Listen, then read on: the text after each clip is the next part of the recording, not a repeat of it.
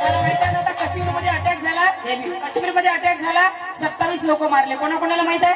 काश्मीरमध्ये पहलगाम ना, तिथे 27 जण मारले, बरोबर ना. आणि म्हणे ते आतंकवादी आले म्हणे, त्यांनी विचारलं म्हणे मुसलमान आहे की हिंदू आहे.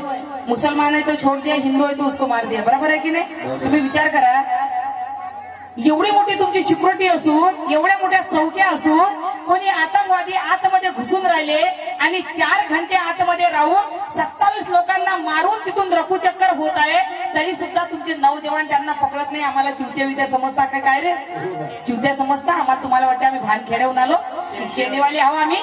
आम्हाला काही समजत नाही.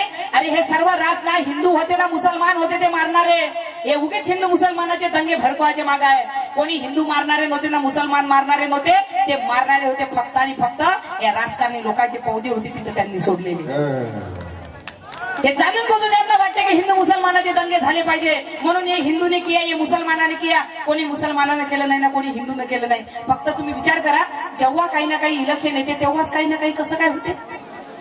कधी 40 लोक मरतात, कधी 27 लोक मरतात. यांना असं वाटते माय मावल्यांनो, माझ्या भावांनो, तुम्हाला सांगतो मी, यायच्या श्रद्धा ठेवा, अंधश्रद्धा ठेवू नका.